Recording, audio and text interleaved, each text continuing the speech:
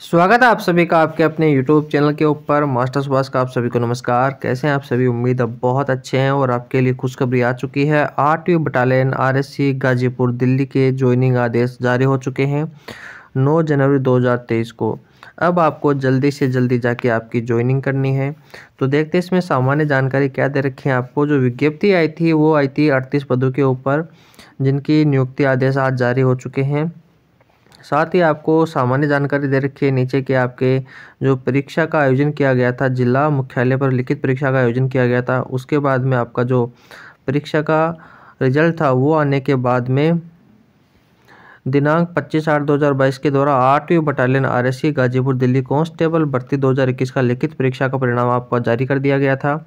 इसके बाद में आपका जो फिजिकल हुआ था वो हुआ था दिनांक 22/10/2022 के तहत, जो आपका गठित बोर्ड था BNE college Jobner road Kalwar Jaipur में 31 अक्टूबर 31/10/2022 को शारीरिक दक्षता और मापतौल परीक्षा का आयोजन कर चयन सूची तैयार की गई थी आप सभी की, जिनका फिजिकल में फाइनल हो गया था फिजिकल। उसके बाद में जिनका मेरिट लिस्ट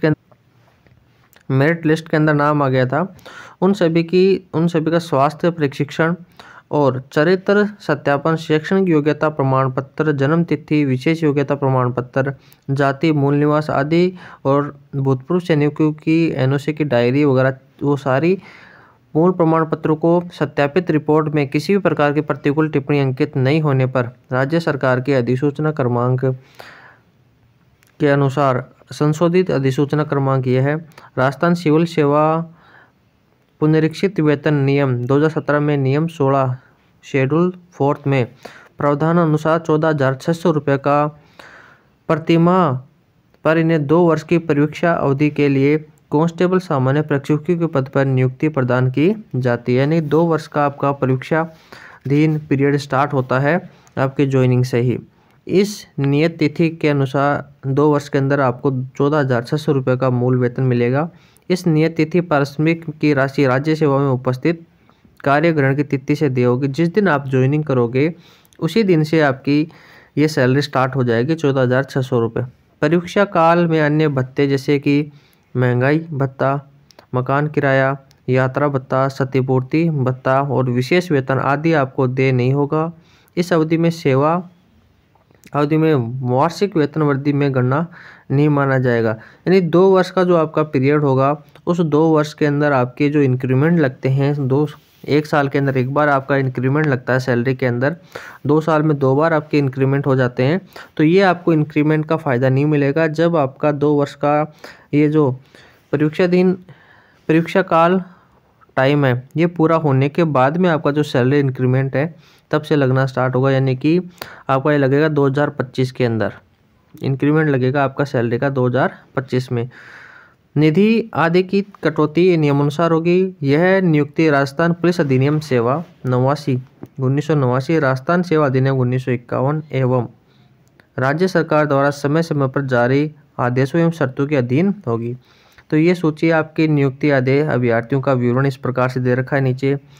जो फर्स्ट नंबर है आपका, 1 नंबर आपका क्रमांक है, फिर रोल नंबर है और फर्स्ट नंबर पे श्री साहूकार पुत्र रामनाथ जी, इनका स्थायी पता दे रखा है। ये कहाँ के निवासी हैं, इनकी जन्म दिनांक दे रखी है, शिक्षा दे रखी है इनका लिंग दे रखा है, जाति वर्ग आपका दे रखा है कौन सी जाति से है, और साथ ही इनका चयन कौन सी जाति में हुआ है, कौन से वर्ग में हुआ वो दे रखा है। इनकी रैंक कौन सी है, रैंक लास्ट के कॉलम में आपको मिलेगी रैंक नंबर 1।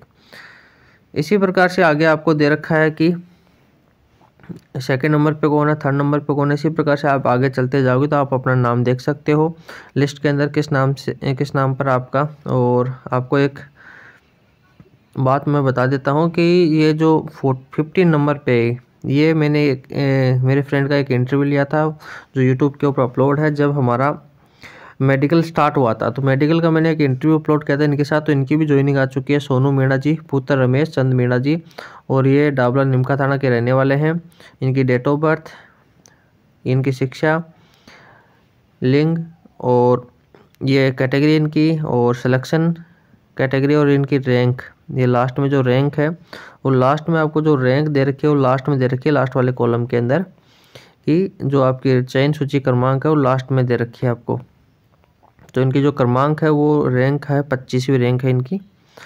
इसके साथ ही जल्दी ही जैसे इनकी ज्वाइनिंग होती है, जैसे ही सोनू की ज्वाइनिंग होगी तो मैं आपको ज्वाइनिंग के वक्त आपको कौन कौन से सामान, कौन कौन सी चीज़ें आपके साथ हो रही है, कौन कौन से आपको डॉक्यूमेंट वहाँ दिखाने पड़ रहे हैं, आपको सुबह कितने बजे उठना पड़ता है, आपको नाश्ता कितने बजे मिलता है, आपको कौन सी पीटी, कौन सी परेड आपसे करवाई जाती है, दिन का प्रोसेस क्या होता है, छुट्टियां कितनी मिलेंगी आपको ट्रेनिंग के अंदर, वो सारे कंप्लीट, शाम का खाना आपको कितने बजे मिलता है, खाने में आपको क्या मिलता है, शाम को सोते कब हो, चारपाई मिलती है नहीं मिलती, या फिर आपको एक बक्सा दिया जाता है नहीं दिया जाता, पुलिस की तरफ से आपको वर्दी भी प्रोवाइड करवाई जाती है नहीं करवाई जाती है, सब कुछ अपना खुद खरीदना पड़ता है बाहर से, और बाहर जाने की अनुमति आपको मिलेगी कि या नहीं मिलेगी। तो वो संपूर्ण जानकारी मैं सोनू से बात करके पूरी कंप्लीट जानकारी आपको 2-3 दिन के अंदर पूरा कंप्लीट वीडियो बना के अपलोड करूँगा, जो आपको देखकर काफ़ी उससे फ़ायदा होने वाला। आने वाले टाइम में जो भी आपके डाउट है मन के अंदर कि क्या होने वाला, वो सारे क्लियर हो जाएंगे, ऐसी आशा करता हूँ मैं। फिर नेक्स्ट आपका नीचे आपको कुछ इंस्ट्रक्शन दिए हुए हैं जिनको फॉलो आपको करना है। साथ ही देखो नियम और शर्तें हैं। स्टार्टिंग में जो फर्स्ट कॉलम है उसके अंदर आपको बताया गया है कि जो आपका वेतन वगैरह के बारे में जानकारी दी गई, 2 वर्ष का आपका परीक्षा दिन कंप्लीट हो जाएगा तो आपको 20,800 रुपये मिलना स्टार्ट हो जाएंगे लेवल 5 और सेल 1 के अनुसार। इसके साथ ही जो अन्य भत्ते होंगे वो भी आपको मिलना स्टार्ट हो जाएंगे 2 वर्ष के बाद में। साथ ही पॉइंट नंबर 2 के अंदर आपको बताया गया है कि जो 15 दिन का आकस्मिक अवकाश दिया होगा, इसके अतिरिक्त किसी भी प्रकार का आपको अवकाश नहीं दिया होगा, यानी 2 वर्ष के अंदर जो आपका परीक्षा दिन पीरियड होगा उसके अंदर आपको 15 दिन की छुट्टियां मिलेंगी, इससे ज़्यादा तो आपको छुट्टियां नहीं मिलेंगी। साथ ही अगर पुरुष और महिला हैं तो महिलाएं तो प्रसूति अवकाश दिया होगा, और पुरुष हैं तो आपका पितृत्व अवकाश भी दिया होगा। साथ ही आपको पॉइंट नंबर 4 के अंदर जो अंशदायी पेंशन योजना है उसकी जगह पुरानी पेंशन योजना लागू कर दी गई है।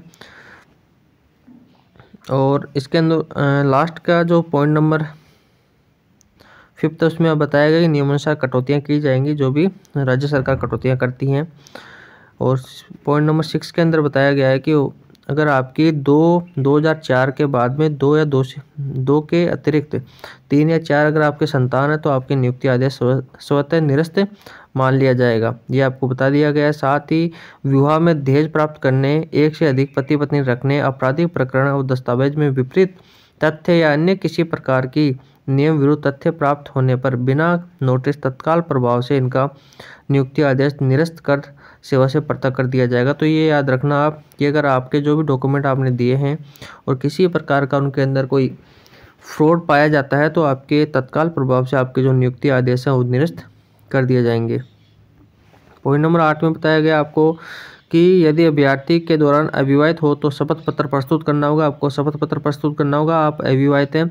और राज्य सेवा के दौरान विवाह होने पर दहेज स्वीकार नहीं करेंगे, आप दहेज नहीं लेंगे, ये भी आपको शपथ पत्र देना होगा।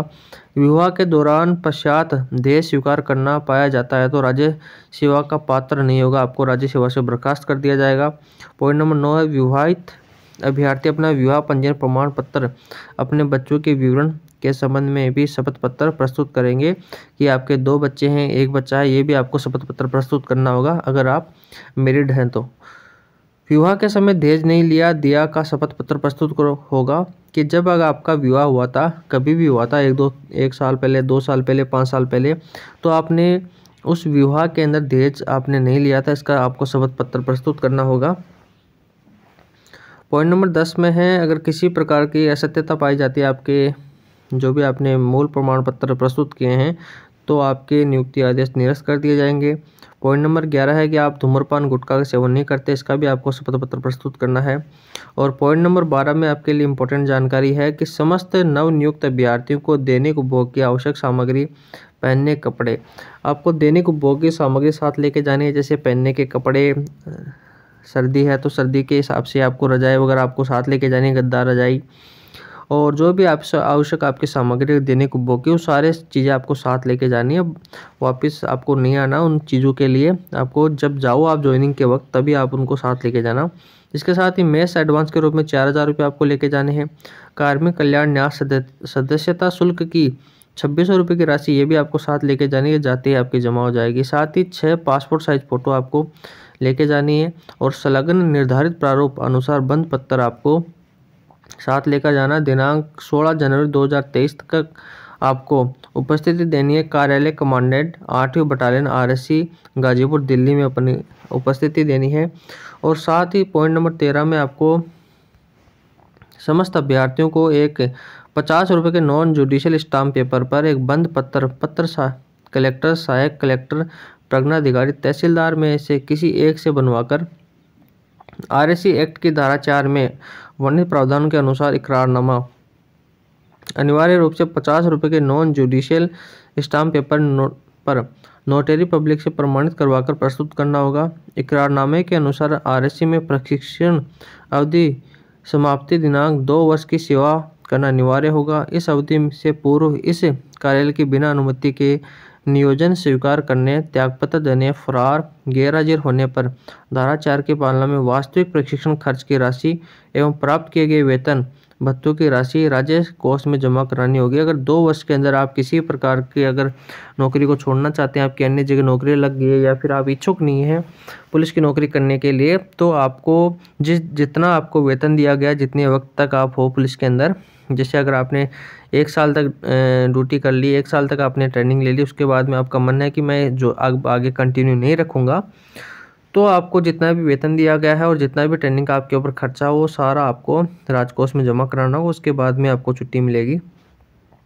साथ ही पॉइंट नंबर 14 में कि ज्वाइनिंग के वक्त किसी प्रकार का यात्रा भत्ता आपको दे नहीं होगा और ये संबंधी चीज़ें आपको बता दी गई हैं। साथ में एक नोट भी है यहाँ कि उक्त नियुक्ति माननीय राज्य उच्च न्यायालय के कांस्टेबल भर्ती 2021 के संबंध में लंबित रिट याचिकाओं के अंतिम निर्णय के अधीन रखी रहेंगी।